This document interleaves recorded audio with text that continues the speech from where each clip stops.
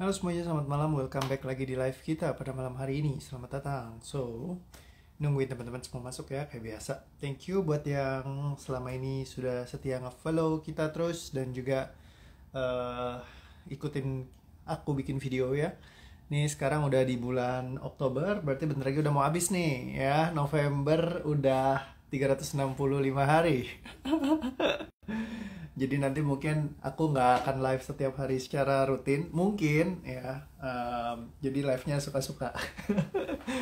Tapi mungkin juga bisa jadi live terus ya. Jadi ya kita lihat aja nanti lah ya. Nikmati momen-momennya lagi masih di live-in terus setiap hari ya. Jadi mungkin nanti kita akan ngubah lagi sistemnya ya, kita nggak tahu juga bakalan seperti apa. Buat sekarang belum kepikiran sih, ya fully semuanya lancar dan baik. Dan doaku teman-teman semua hari ini makin happy, makin senang, makin seru, makin asik lagi. Wes, welcome Kak Rahmi, Kak Melvi. Wah, ada Kak Wawat. Halo Kak, selamat malam. Ada Kak Cikarlin juga, Kak Winnie, welcome. Kak Rusmini, Kak Ella, Kak Yatika. Oke, Kak Rika. Selamat datang semuanya. Kak Megin Lee. Oh, kayaknya nih baru mampir juga ya. Selamat datang ya buat yang baru mampir. Kak Like juga selamat datang balik lagi. Ada ya, Cifoni juga. Wah, welcome Ci.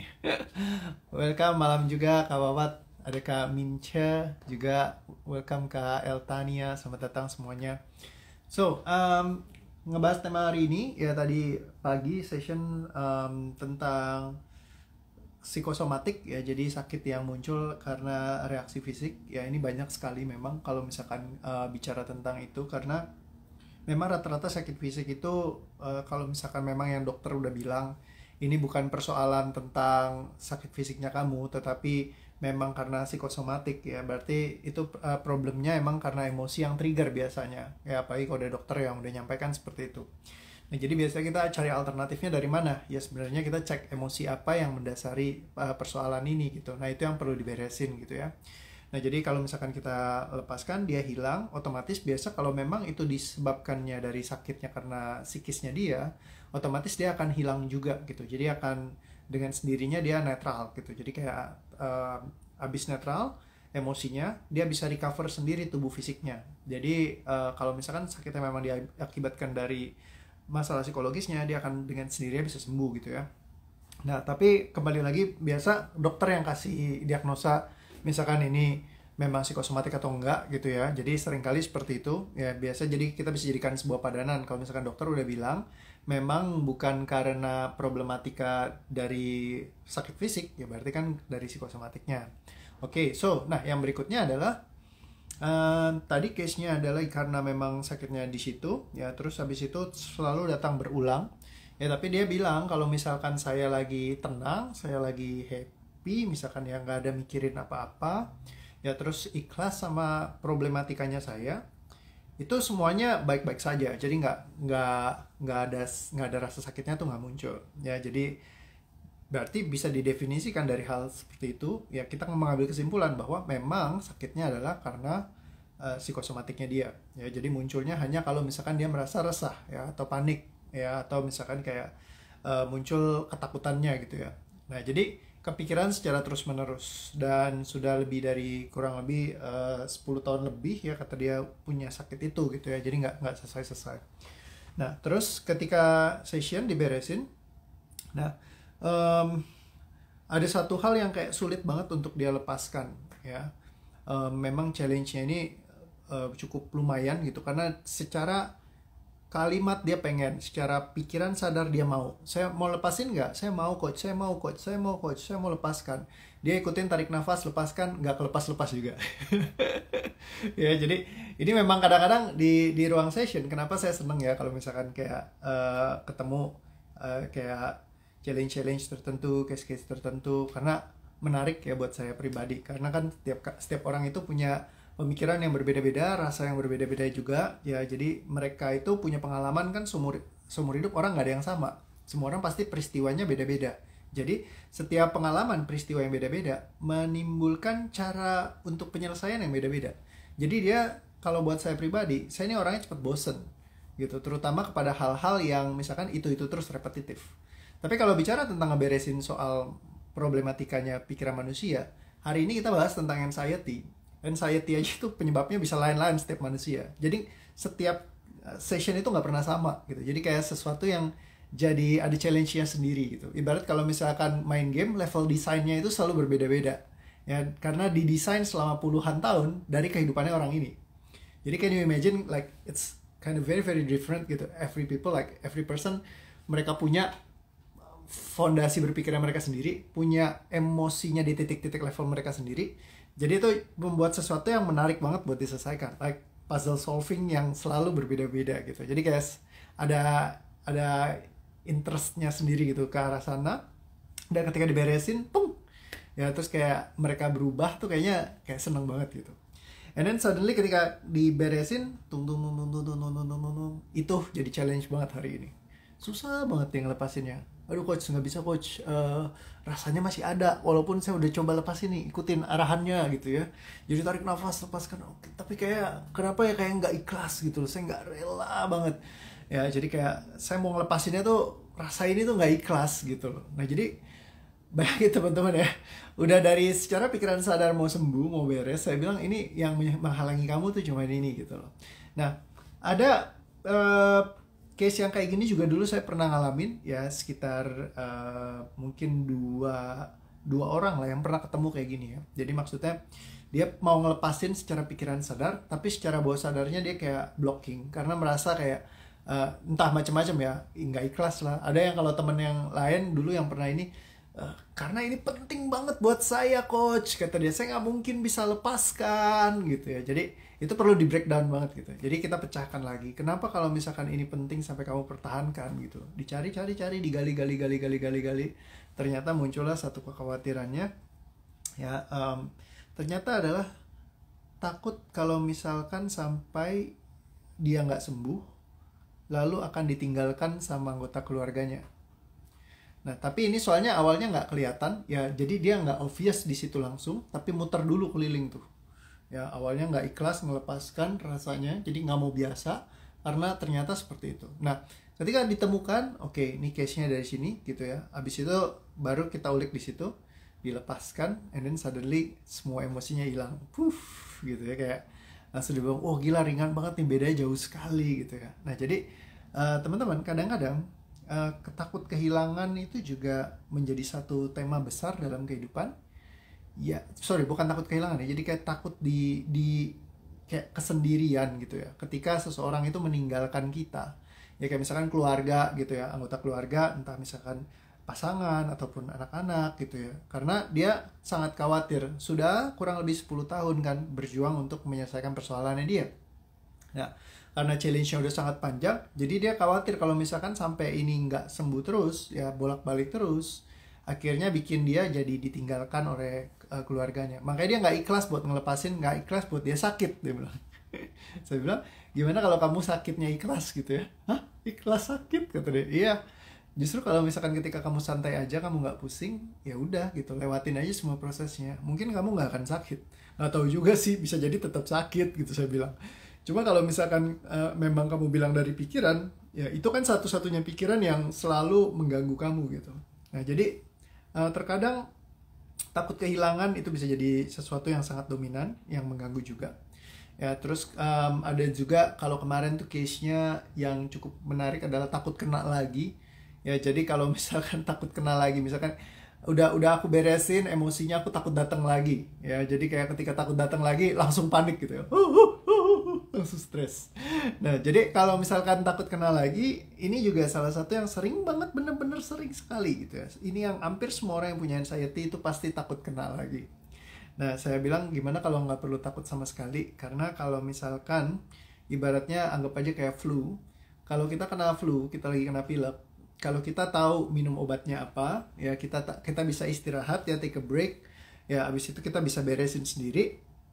Ya kita nggak perlu takut kan sama flu gitu ya. Saya tanya, kamu takut nggak pilek? Nggak takut pilek. Kenapa nggak takut pilek? Karena ya pilek gitu loh.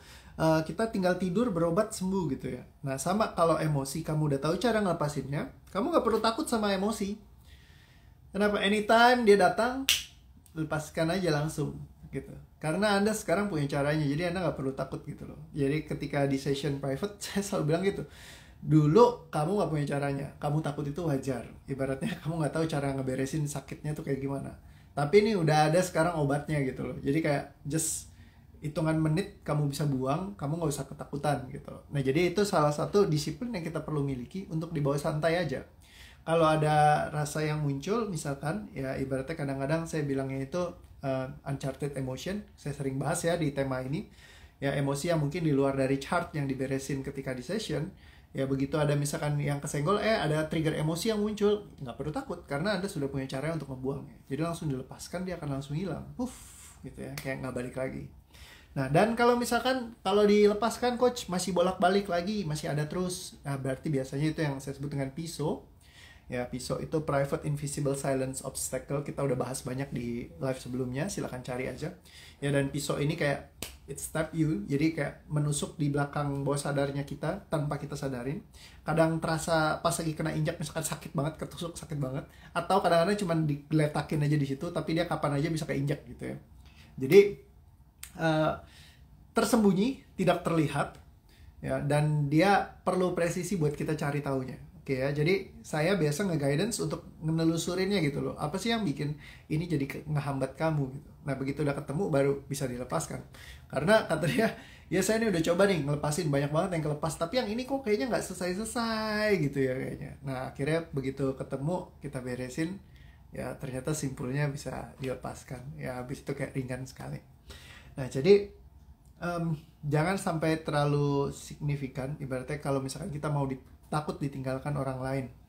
Sekarang coba dicek, bagaimana kalau misalkan Anda bangun kemarin dan semua orang yang Anda cintai, yang Anda harapkan untuk memperhatikan Anda, mereka suddenly tidak ada di atas muka bumi.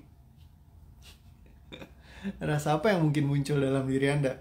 Kalau misalkan kemarin, ya, itu mereka semua nggak ada hari ini. Jadi kayak mereka kemarin udah nggak ada, shoot gitu ya. Suddenly Anda sendirian tanpa orang-orang yang Anda cintai. Misalkan let's say siapa orang tua Anda, keluarga Anda, segala macam, atau teman-teman Anda. Dan apa yang Anda rasakan ketika hal itu terjadi, coba dicek deh. Ya, gimana kalau Anda harus hidup tanpa mereka, orang-orang yang Anda kasihi, yang Anda cintai, Anda sayangin di sekeliling Anda. Tentu langsung, enggak lah coach, nggak mau gitu ya, nggak enak gitu ya. Ya siapa yang nggak mau di dalam keadaan seperti itu ya, pasti semuanya juga nggak mau gitu, rasanya sedih ya kan kayak gitu. Nah cek rasanya, karena ada kebutuhan di sana berarti ya. Jadi diberesin semuanya terkait dengan hal ini ya. Kalau misalkan ada rasa sedih, rasa takut, apapun rasa yang muncul dalam diri Anda terkait dengan hal ini, perhatikan. Buat teman-teman yang baru, ngikutin aja ya. Semua hal yang menghalangi kamu untuk melepaskan rasa ini dan menciptakannya di dalam dirimu, perhatikan semua rasanya. Sadari semua rasa ini kalau pernah ada. Apapun yang menghalanginya dan tidak mengizinkannya untuk dilepaskan, sadari, terima, ikhlaskan, lepaskan, cabut, batalkan, tidak katakan lepaskan. Semua tarik nafas pelan. Terima, ikhlaskan, dan lepaskan. Hembuskan. Semua rasa yang ada, semua pemaknaan yang ada, yang terpikirkan dari semua pengalaman, semua peristiwa, kapanpun dalam hidup Anda, mungkin Anda pernah mengalami kesendirian, dan semua rasa yang muncul karenanya. Sadari, terima, ikhlaskan, lepaskan, cabut, batalkan, tidak katakan lepaskan. Semua tarik nafas pelan. Terima, ikhlaskan, dan lepaskan. Hembuskan. Kapanpun Anda merasa diri Anda membutuhkan orang-orang di sekeliling Anda untuk Anda bahagia, dan jikalau mereka tidak ada, Anda menjadi masuk dalam kondisi kesendirian Anda, kesepian Anda, dan tidak menjadi diri Anda sendiri yang bisa menikmati diri Anda tanpa membutuhkan siapapun di sekelilingnya. Sadari, terima, ikhlaskan, lepaskan, cabut, batalkan, tidak katakan lepaskan. Tarik nafas pelan, semua rasanya. Terima, ikhlaskan, dan lepaskan. Dan semua yang menciptakan rasa ini yang tersisa, sadari, terima, ikhlaskan, lepaskan, cabut, batalkan, tidak katakan lepaskan. Semua tarik nafas pelan. Terima, ikhlaskan, dan lepaskan. Oke, perhatikan semua rasa yang tersisa terkait dengan hal ini. Apa yang membuat Anda begitu penting dan signifikan sehingga Anda mempertahankan keharusan dalam kehidupan Anda untuk bergantung dengan orang-orang di sekeliling Anda? Dan seberapa penting mereka yang Anda kasihi, cintai untuk bisa ada bersama dengan Anda? Dan semua hal yang ada terkait dengan hal ini, apapun yang menciptakan rasa ini dalam diri Anda, sadari, terima, ikhlaskan, lepaskan, cabut, batalkan, tidak katakan lepaskan. Semua tarik nafas pelan. Tahan, terima, ikhlaskan, dan lepaskan. Hembuskan. Oke, dan semua rasa yang tersisa terkait dengan hal ini, apapun pemikiran yang ada, apapun kalimat, rasa, apapun hal yang ada di dalam diri Anda yang menghalangi Anda untuk melepaskannya. Semua pemikiran, semua rasa, semuanya disadari, diterima, diikhlaskan, dilepaskan, cabut, batalkan, tidak katakan, lepaskan semua. Tarik nafas pelan. Terima, ikhlaskan, dan lepaskan. Dan kapanpun Anda merasa diri Anda membutuhkan orang-orang di sekeliling Anda untuk membuat Anda bahagia, tenang, gembira, ceria, dan semua rasa yang ada, sadari, terima, ikhlaskan, lepaskan, cabut, katakan, tidak katakan, lepaskan semua. Tarik nafas pelan. Terima, ikhlaskan, dan lepaskan. Bukan berarti Anda jadi rata kiri, rata kanan ya. Kemarin ini kita udah bahas rata kiri, rata kanan. Gue artinya nggak butuh orang lain, bukan seperti itu ya. Tapi dengan melepaskan Anda bisa lebih santai ya. Jadi kayak oke, bawa santai aja. Kalaupun misalkan mereka nggak ada ya sudah, kalau ada ya syukur gitu loh. Jadi kayak bisa tetap fun dalam kehidupan Anda. Tapi kalau misalkan kita kayak ngerasain aduh, kalau mereka nggak ada hidupku hancur, nah itu yang bikin kita jadi kayak nggak happy. Gimana kalau kita bisa bawa santai aja. Kalau mereka ada di sini, ya kita cherish every moment, nikmatin setiap momennya, ya kan? Karena ya di dunia ini tidak ada yang abadi hanyalah sebuah perubahan. Sehingga perubahan itu bisa saja terjadi dan juga pasti kalau ada yang masuk ke dalam bumi, ada juga nanti yang exit gitu kan. Jadi kalau misalnya kita terlalu melekat dengan hal tersebut, nah itulah yang bikin jadi kita terkadang punya ekspektasi yang berlebihan. Sehingga kalau misalkan kita nggak bisa lepaskan, dia jadi nyangkut, rasanya jadi nggak nyaman, dan itu bisa aja menyebabkan hal-hal yang lainnya di dalam tubuh fisik kita ya, kayak yang kasusnya dia kan jadi psikosomatik gara-gara ini ya. Oke, so jadi perhatikan lagi sekali lagi semua hal yang Anda butuhkan untuk memiliki kesadaran penuh atas diri Anda sendiri, bahwa Anda bisa dan mampu untuk menjadi diri Anda sendiri tanpa bergantung pada orang lain siapapun dalam kehidupan ini untuk menjadi bahagia. Dan semua hal, pemikiran, dan rasa yang ada yang di dalam diri Anda yang menghalanginya, semuanya diterima, diikhlaskan, dilepaskan, dicabut, dibatalkan, tidak katakan, dilepaskan semua. Tarik nafas pelan. Tahan, terima, ikhlaskan, dan lepaskan, hembuskan. Okay, so how do you feel? Hopefully udah lebih ringan ya. Thank you. So tadi kayaknya ada pertanyaan deh, cuman udah tenggelam pertanyaannya. Bentar, saya coba. Sorry ya goyang-goyang ya, saya lagi drag dulu nih. Saya mau tanya coach, saya punya kecemasan tapi punya radang amandel, besok mesti dioperasi. Oh ya, ada video tentang kecemasan juga, mungkin bisa nonton. Saya pernah bahas berkali-kali karena kecemasan termasuk salah satu topik yang trending banget ya, apalagi di masa corona seperti ini. Jadi silakan nonton saja, ada banyak banget video tentang kecemasan ya yang bisa diberesin. Katanya Kak Kartika benar rasanya nyangkut dan gak nyaman. Ya, hopefully udah lebih ringan ya. Katanya Kak Feni udah ringan ngantuk, sendawa enteng katanya Kak Anastasia Disa. Katanya Kak Anu, alhamdulillah banyak perubahan positif, semakin hari semakin santai, semakin enjoy. Oke, mantap, thank you. Katanya Kak Rahmi sudah lega, awesome.